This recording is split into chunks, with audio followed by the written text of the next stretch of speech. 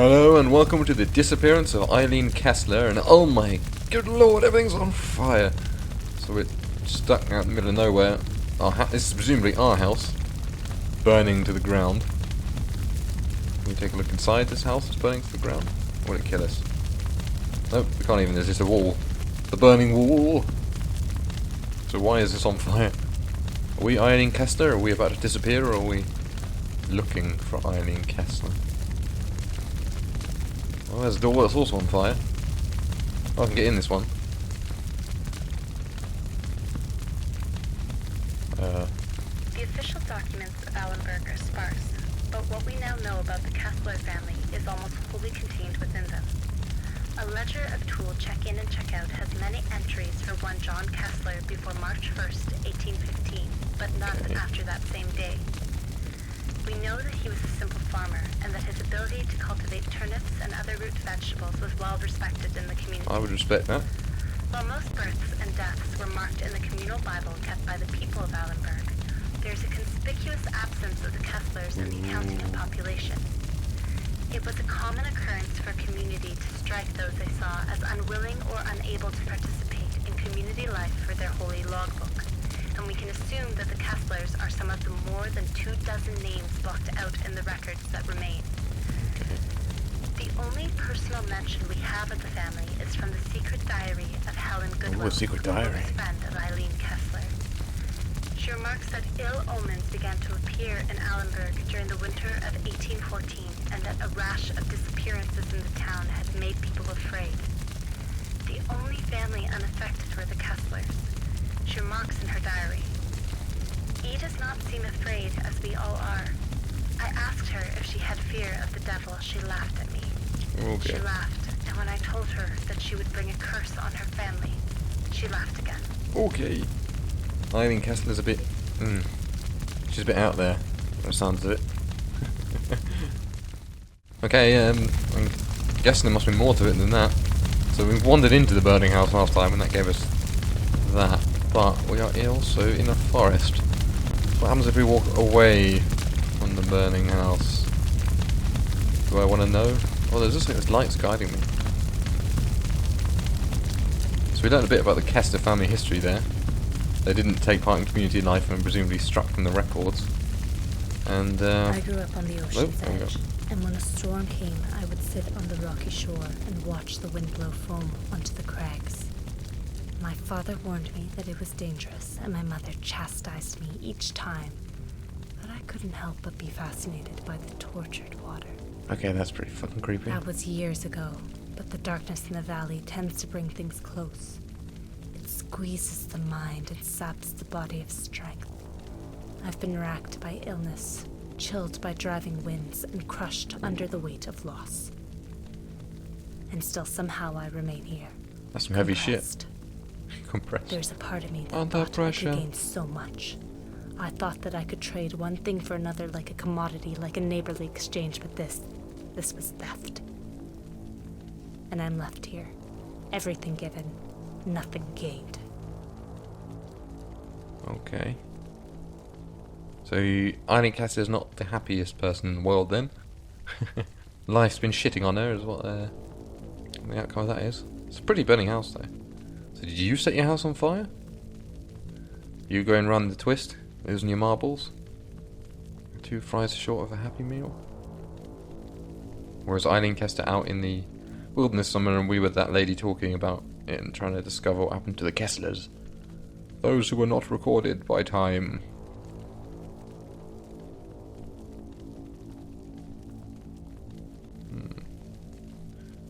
Don't like how it seems to end here. Oh, there is another one. I just couldn't see it. But it's leading me into the woods.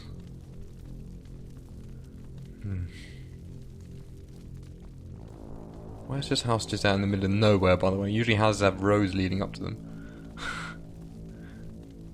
It's a bit big to be like a woodsman's cabin or something.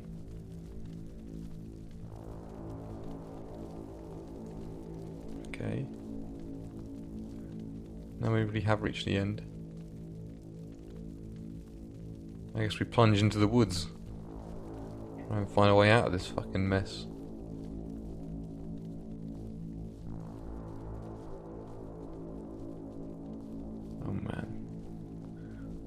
I know woods are like the classic horror game thing, but when you get a wood that's done well... Is that something red in there? Is that something that just moved? No, there's light. When you get a forest that's done really well, it is the creepiest fucking thing. Hello, what's this? Is this just weird lighting, or is this actually a thing? No, it's just weird lighting.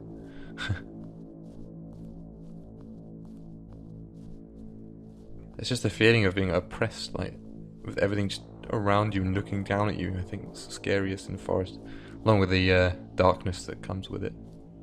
Just the sense that anything could be behind any tree.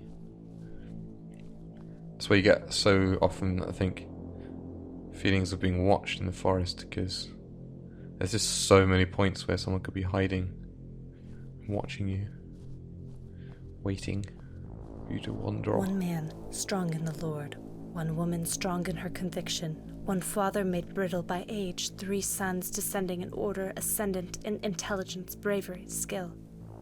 2 daughters equal in age, caring, brave, confident.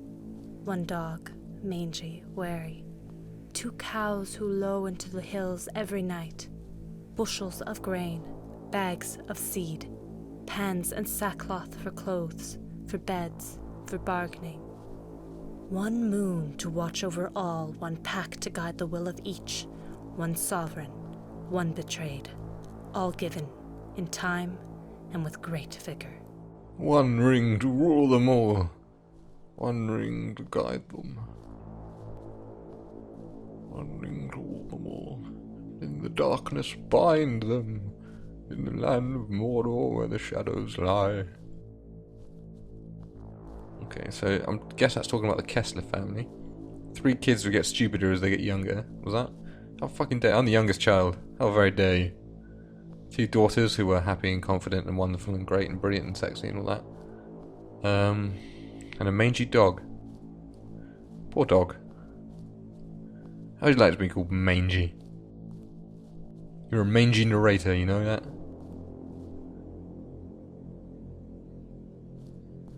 What's with these red patches? Okay, I'm very lost now. Don't think I can even find my way back anymore. But it gave me that narration, so I must be wandering in a vaguely interesting direction. Right. I couldn't see any other lights to go to. What the fuck? The hell's that? What? What's going on? Something about to emerge from... What the fuck is... What the fuck is happening to that house? Okay, it's got weird red untextured tendrils coming out of it. And then... Oh man. What the fuck is even going on there? Something's ballooning out of it. Eileen, is that you ballooning? Oh god. Oh god, my vision's gone red. Those are gravestones, aren't they? And now you're teleporting. What the fuck is... Something how is Jiminy... Fucking... Something... What the fuck is that? What the... Like what the fuck?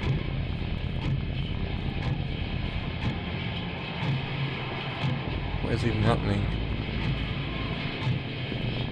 Oh, okay. Whoa. What the fuck are you drawing out of the earth? I'm not on board with this. God, what is that? What is going on? Okay, that's it. Yeah, that's what we've already seen before. So what the devil was that all about? A ledger of tool check-in and check-out has many entries for one John Kestler before March 1st, 18... Oh, we've already seen that, so... After that same day. Like, what the fuck was happening to that house? Simple farmer and that his ability to cultivate turnips and other root vegetables was I wonder if I was supposed to run back to the house when it was doing that, but then it's like teleporting me around, so I don't think so. Either way, I'm gonna do a bit more research on this game, see if there's something else I can do. But either way, it was well made. It was just weird. I kind of wanted it to go on a bit longer, but this is just a prelude to the game coming this year, Marginalia.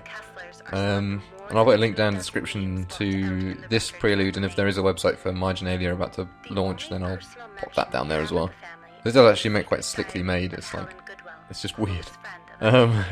So thank you so much for watching. If you like my content, please do check out my other videos, and if you do, I shall see you there. Goodbye.